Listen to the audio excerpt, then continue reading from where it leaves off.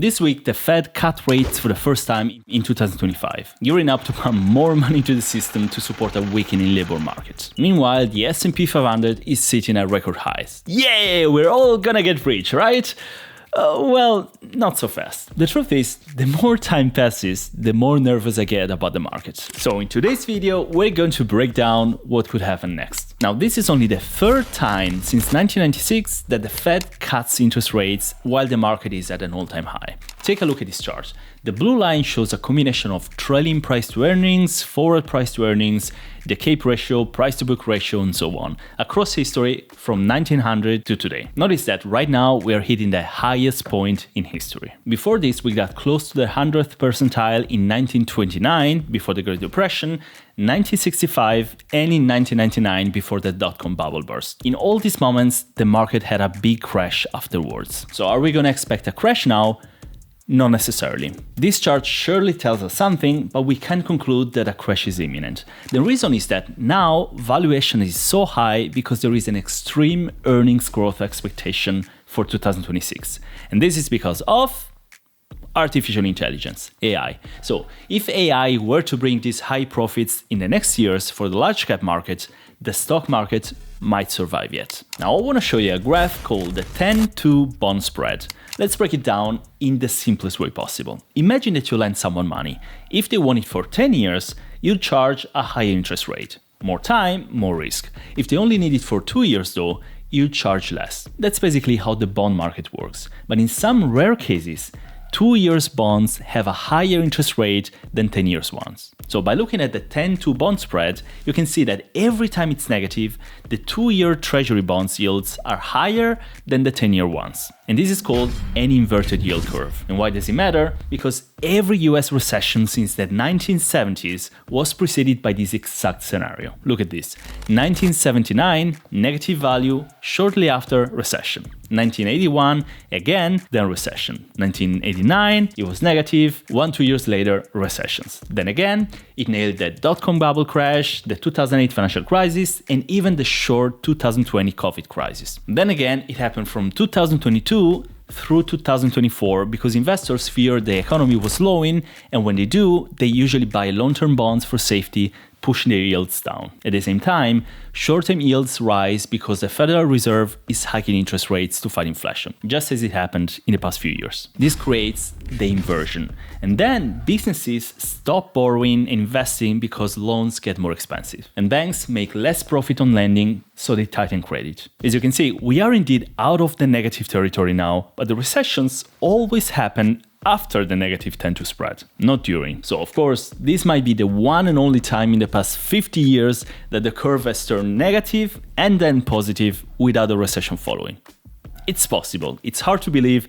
I don't believe it, but everything is possible. Now let's look at the S&P 500's price to book value ratio. That gives you an indication of how undervalued or overvalued a market is. As you can see, in November 68, we had 2.2x, July 82, 0.9x, March 2000, the dot-com bubble, 5.1x, and now we are sitting at 5.3x. Again, just like before, I want to tell you the dark side and the bright side. Dark side is clear, highest historical overvaluation, even higher than the one of the dot-com bubble.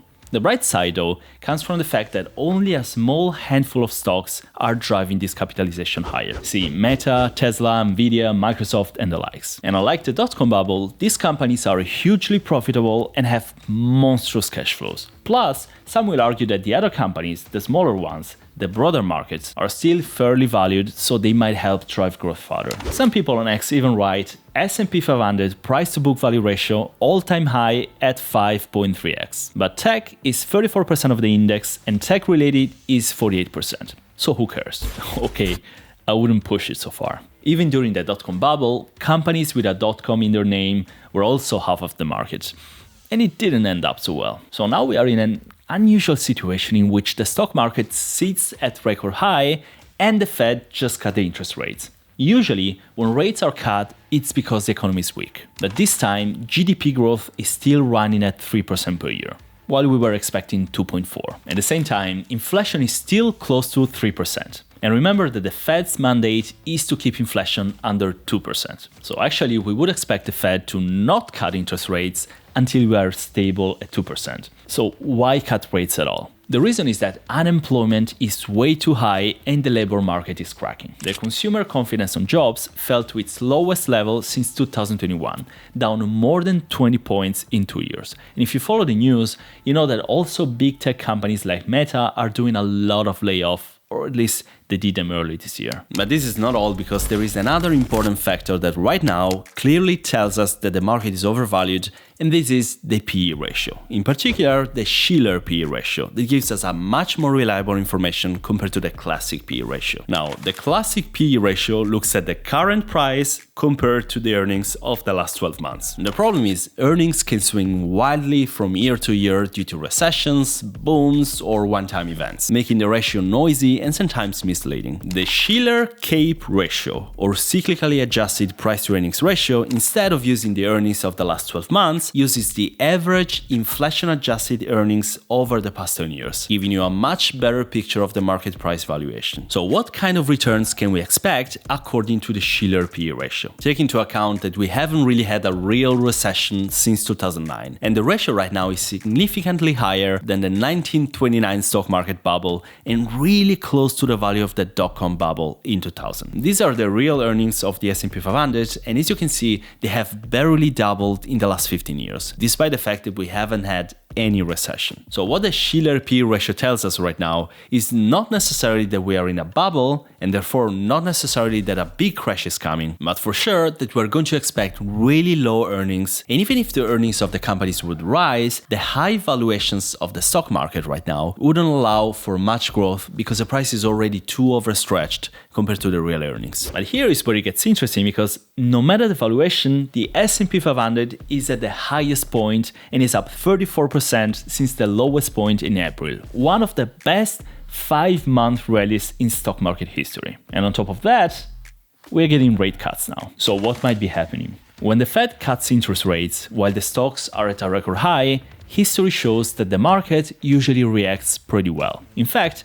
look at this. 20 out of the last 20 times since 1980 that the Fed cut interest rates at record high market value, 1 year later, the gain was always positive with an average of 13.9%. But you also see a lot of red here. So let's take a look in detail. Over the 1 month after the rate cut, in only half of the time, the market gave positive performance. In the next 3 months after the rate cut, we've had a 25% probability of negative return and 75% of positive. Over 6 months in total, same thing. After 1 year though, always positive. Another thing history tells us is something that you can see from this chart here. This is the federal funds effective rate, basically the interest rate that Fed sets for overnight lending between commercial banks. So you see the gray bars, these are recessions, and look at what happens every time before a recession. Rate cuts, look here. Rate cuts, recession. Rate cuts, recession. Rate cuts, recession, every single time. And now what are we doing? Rate cuts. So guess what's gonna happen next? So if history teaches us something, we might see some short-term pain before a long-term gain. Obviously, we can't push it too far. Market valuations are extremely high right now, so every time we look at a graph from the past and we don't consider all other factors, we might be seeing a wrong picture. Now, the only sure thing is that the dollar is losing power. So if you're not invested, no matter how the market is doing, you're going to lose, and you're going to lose big. If you invest instead, the question is how technology is going to influence the stock market and the economy. For example, technology influences prices in a deflationary way. Tech is also going to positively influence productivity, because the faster we get things done thanks to AI, the more productive we are. But the job market is definitely going to suffer at the beginning, just as it did during the first industrial revolutions, where people working in factories were basically displaced by machines, and only after a while new industries and opportunities emerged and people got trained for them. So I guess we're gonna go through something like that in the next 10 years, and for sure the fact that AI automates work in such an impactful way is going to mean that the few large cap companies that are actually going to be able to actually use AI at its highest level are going to profit the most. So I must assume that we're going to see the large cap market and above all the Magnificent Seven overperform the market for a little while longer. Okay, if you look at Bitcoin or gold, you see they're already pricing in lower rates, higher inflation, and more liquidity flowing in the system. I'm not personally buying Bitcoin right now because the price for me is way too high right now. I have around $20,000, but I've had it for like 2-3 years now. But I can say Bitcoin is absolutely something you should consider should the price go down like it did in 2021 or in 2017. Same thing for gold. I always ignored it and it had a wonderful decade so far, so I kind of regret never buying gold. So here's where we are. Record high stocks, elevated inflation, a weakening labor market, and a technological boom with AI unlike anything we've seen in decades. So what does that mean? Short term, volatility, for sure. Long term, probably good gains ahead, but not without a lot of pain in the short term. Truth is, nobody knows what's gonna happen. I don't know, you don't know. I can only say what I always say, and that is that your best course of action is if you just trust the market in the long term and you DCA into the market, investing a fixed amount every month. Yes, when a crash comes, you're going to feel like you should have better put money aside and not invested. But history and calculations show that by just staying invested and investing every month in good and in bad times, you actually get the best out of the market. And finally, diversify. Diversify within equities and commodities, diversify geographically, and diversify keeping a substantial emergency fund, above all if you're unsure about your future or the stability of your job. Another thing you should do is, yes, subscribing to my channel, of course. Okay, I'm kidding, but obviously, if you enjoy this content, consider subscribing to my channel, and that would really, really mean the world to me. If you haven't seen it, take a look at this video of mine that I published recently, and it's quite interesting if you want to build a balanced but strong portfolio. I wish you a great day, everyone, and I'll see you in the next video. Ciao!